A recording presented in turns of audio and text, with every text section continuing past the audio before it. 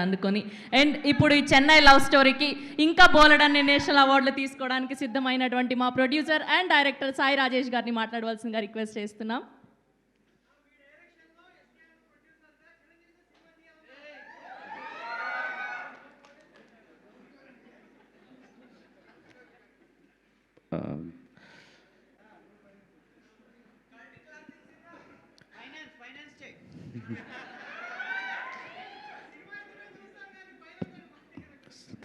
Thank you so much Chaitanya గారు, Naga Chaitanya sir. నా heart అంతా ఫుల్ గ్రాటిట్యూడ్తో నిండిపోయింది. ఎందుకంటే నేను దాదాపు నాకు ఒక 1 year నుంచి చైతన్య గారి పరిచయం.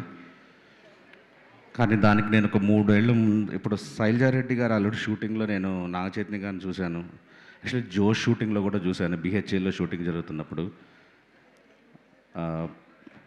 నేను ఇండస్ట్రీలో ఆయనకి తెలియని ఒక పిఆర్ఓని నేను జస్ట్ అంటే నేను శైలజారెడ్డి ఆల్రెడీ షూటింగ్కి వెళ్ళినప్పుడు ఆయన వర్కర్స్తో మాట్లాడే విధానం, వాళ్ళందరూ లైట్ ఆఫీసర్లు, మేకప్ అసిస్టెంట్లు వాళ్ళందరూ వచ్చి ఫోటోలు దిగుతుంటే అక్కడ కూర్చొని వాళ్ళతో మాట్లాడుతున్న విధానం నిజంగా బంగారం. ఇందాక ఎవరో అన్నారు, యా గోల్డ్.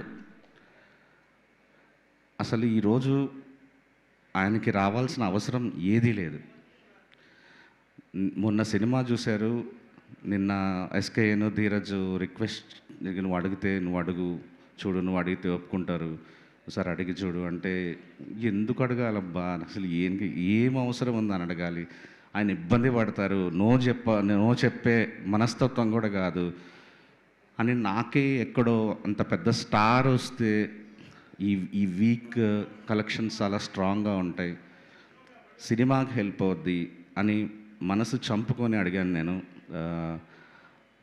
అందుకని వెంటనే ఒప్పుకున్నారు, ఒక్క మాట కూడా అనలేదు. నేను వస్తా, నువ్వు సెట్ చేసుకో, నేను ధీరజ్తో ఫాలో అప్ చేసుకుంటా. ధీరజ్తో ఆయన ఫాలో అప్ చేసుకోవటం ఏంటి అసలు. తర్వాత మళ్ళీ 2 hours తర్వాత కన్ఫామా, నాకేం కాల్ రాలేదు. ఇలా ప్రతి క్షణం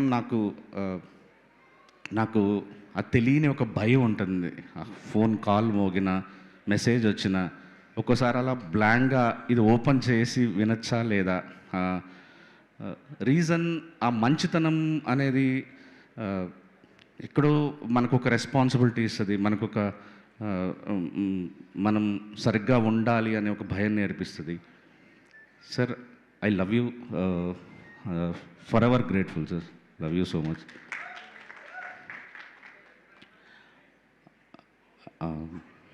నేను ఈ 3-4 రోజుల నుంచి టార్చర్ పెడుతున్న మైత్రి శశి గారిని, యతి గారిని, మా డిస్ట్రిబ్యూటర్లు అందరూ, నెల్లూరు రెడ్డి గారిని, అందరికీ ముందుగా థ్యాంక్స్ చెప్తున్నాను. నాకేది ఊరికే రాదు. రిజల్ట్ తర్వాత హృదయకాలయం, కొబ్బరిమట్ట, కలర్ ఫోటో, బేబీ, ఇవన్నీ రిలీజ్ మార్నింగ్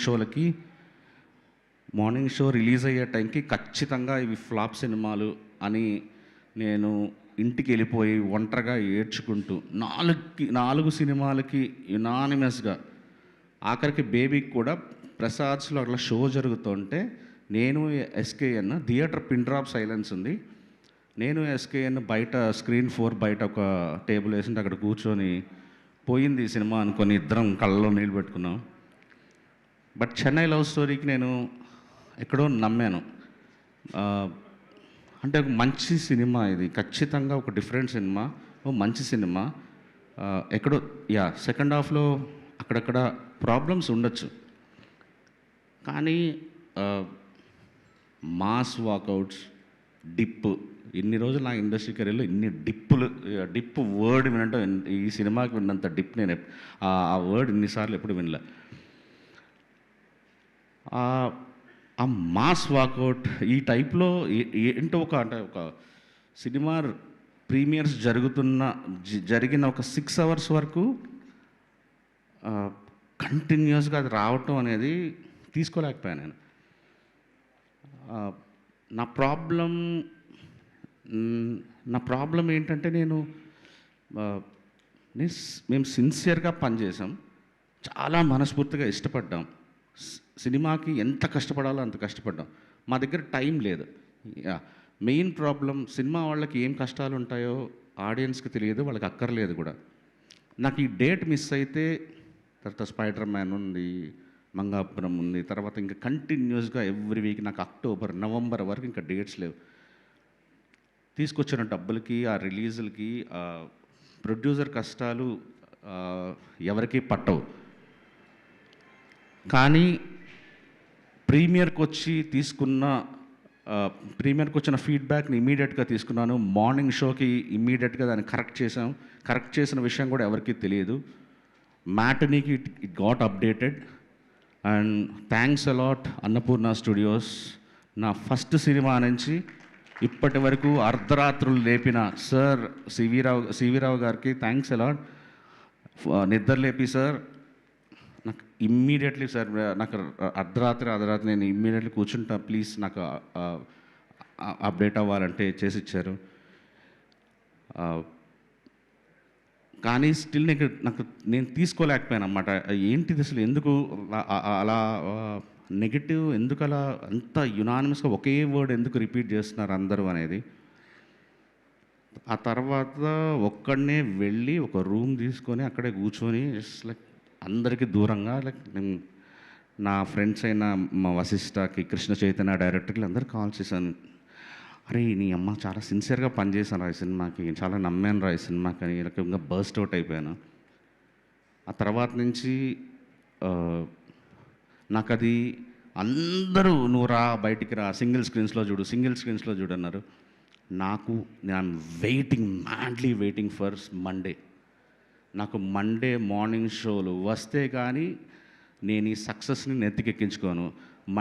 మండే నాకు మార్నింగ్ షోలకి జనాలు రావాలి. ఆ రోజే నేను నమ్ముతా ఈ సినిమా బ్లాక్ బస్టరా, హిట్టా, సూపర్ హిట్టా, పాస్ అయ్యామా, యావరేజా నమ్ముతా అనుకున్నాను. నేను నిన్న మార్నింగ్ షోలు చూసిన తర్వాత ఎస్ మనసు పెట్టి సినిమా తీసాము. దేంతో అయినా ఎవరు ఏదైనా అనుకోనివ్వు, మనకి ఆడియన్స్, నిజమైన ఆడియన్స్ బ్లాక్ బస్టర్ ఇచ్చారు. Thanks a lot, love you. Thank you Rajesh garu, thank you so much. And ఇప్పుడు ఎస్కేఎన్ గారిని మాట్లాడవలసిందిగా రిక్వెస్ట్ చేస్తున్నాం.